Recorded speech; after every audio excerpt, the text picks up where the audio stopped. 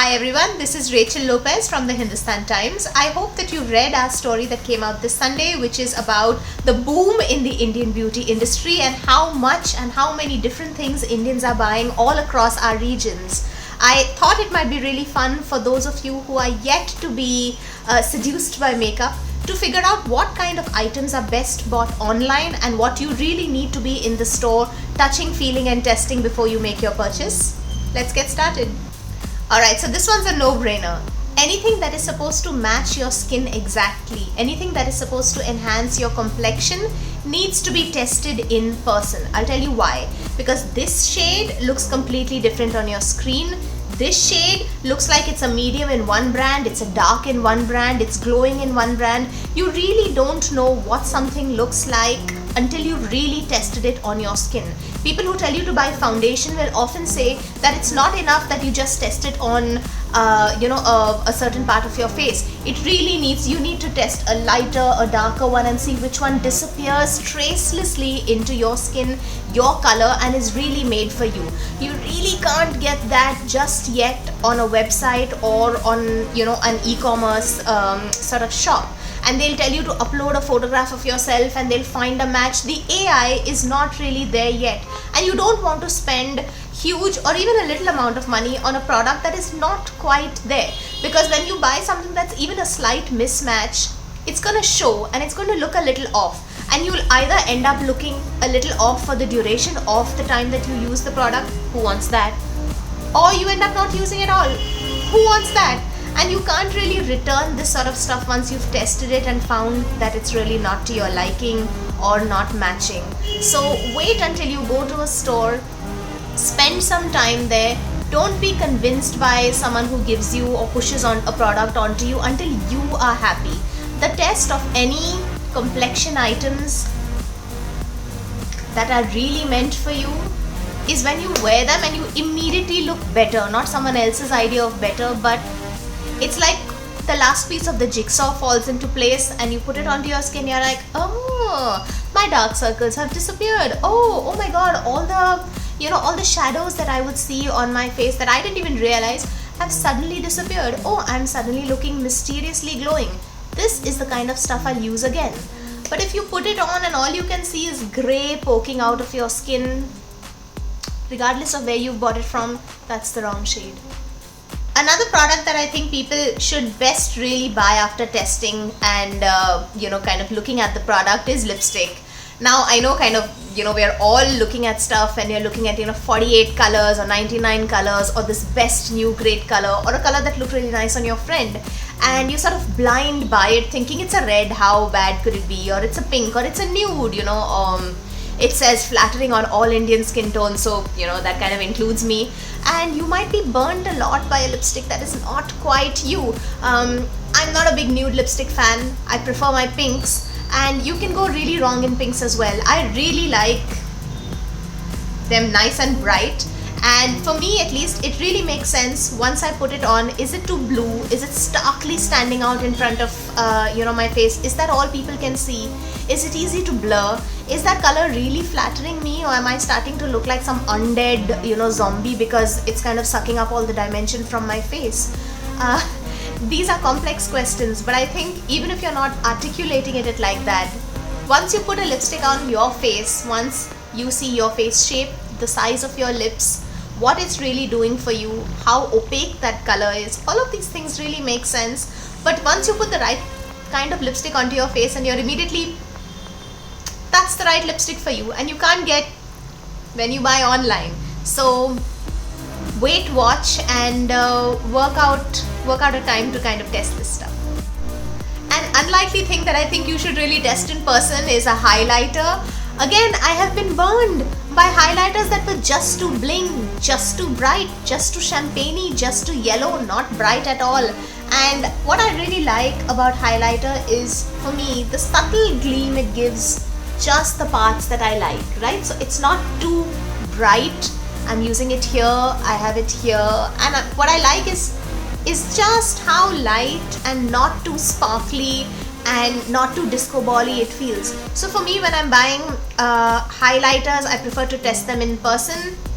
The one that I have is 3 shades, which and I just use these two for, look, this is what you really want, or this is what I really want out of my highlighter, this sense of a gleam in the skin rather than a product that's put on top of it. And there are so many highlighters and they promise the earth, the moon, and all the brightness of the stars, but I don't want all the brightness of the stars. So if you want something that is just for you, don't rely on what a website is describing, don't rely on how it looks on other models. It really does depend on your face shape and the hand that you use to get the results that you want. And as you can see, these are my results.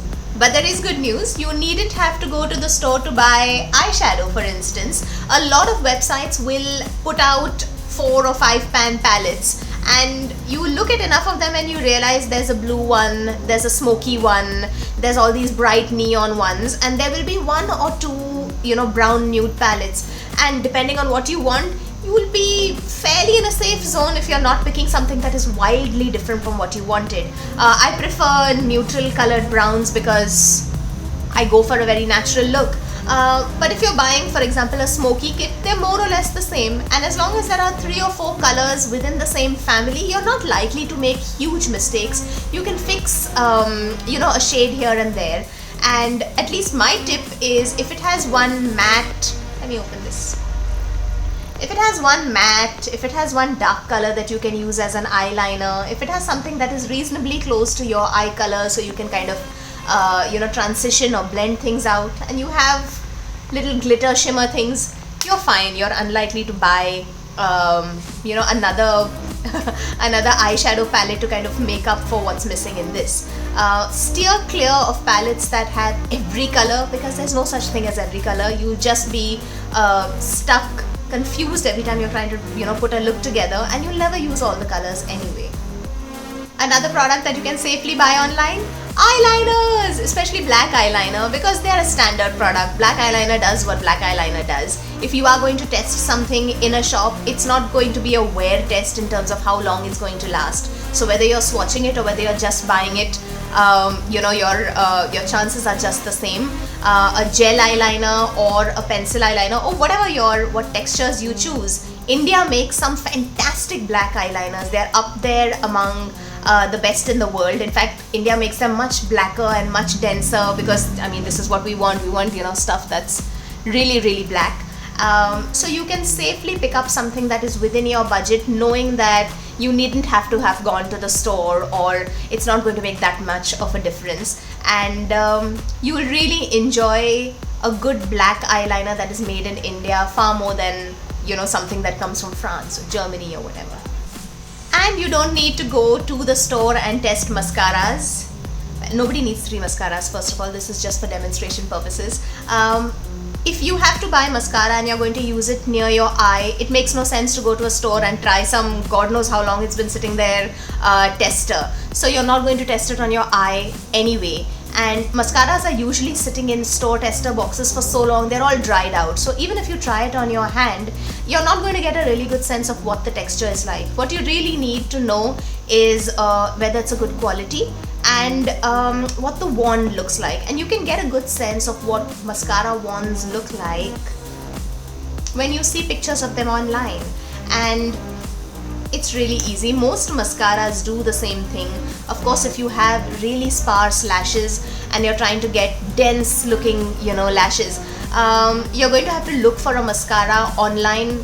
There's no reason to try it in the store. What you need to know is if the wand and the bristles are dense and thick, your lashes are going to be dense and thick. If the mascara wand has really separated bristles, then you're going to have separated lashes. And you can kind of take the guesswork out of all of this sitting at home, being very convenient picking up your mascara. So no need to go to the shop for that. And regardless of what you buy and where you buy it from, I have 2 recommendations that I think anyone who is wearing makeup, anyone who's trying skincare, anyone who's excited to get into beauty should be using. One of them, of course, is a sunscreen. Sunscreen is not beauty, it's not skincare, it's protection for your skin. Babies need sunscreen, grandpas need sunscreen, men need sunscreen, women need sunscreen. If you have skin, you need sunscreen.